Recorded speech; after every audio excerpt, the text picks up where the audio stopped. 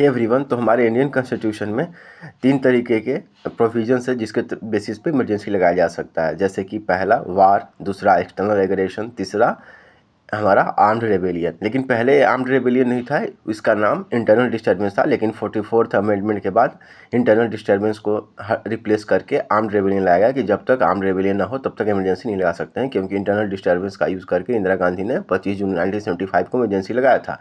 लेकिन मेरा क्वेश्चन ये है कि वार और एक्सटर्नल एग्रेशन में क्या अंतर है? ठीक है, आर्म्ड रेबेलियन समझ में आता है कि अगर अंदर हमारे देश के अंदर ही आर्म्ड रेबेलियन हो तो उसके तहत इमरजेंसी लगाया जा सकता है। लेकिन वार और एक्सटर्नल एग्रेशन कहीं दोनों सिमिलर साउंड नहीं करता है लेकिन ये सिमिलर है नहीं। ये जैसे वार जो है वो लार्ज स्केल पे है, एक फॉर्मल डिक्लेरेशन है वार।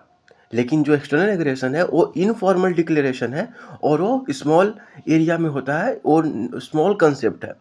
ठीक है, भारी मिलिट्री एक्शन ही होता है वार में, लेकिन स्मॉल मिलिट्री एक्शन ही होता है हमारा एक्सटर्नल एग्रेशन में। इसका सबसे अच्छा एग्जांपल जैसे वार हमारा 1971 में इंडो पाकिस्तान के साथ हुआ था, जिसमें बांग्लादेश को हमने अलग किया था। लेकिन एक्सटर्नल एग्रेशन का एग्जांपल कारगिल वार 1999 का कारगिल वार, जिसमें एक स्मॉल एरिया में पाकिस्तान इंट्रूजन कर रहा था तो भारत ने ऑपरेशन किया। आपको याद है कारगिल वार के दौरान अटल बिहारी वाजपेयी प्रधानमंत्री थे, लेकिन उन्होंने इमरजेंसी नहीं लगाया था। वो चाहते तो इमरजेंसी लगा सकते थे क्योंकि एक्सटर्नल एग्रेशन का हवाला दे सकते थे, लेकिन उन्होंने नहीं दिया और इमरजेंसी नहीं लगाया। हालांकि इमरजेंसी लगाने का प्रोविज़न था इंडियन कॉन्स्टिट्यूशन में।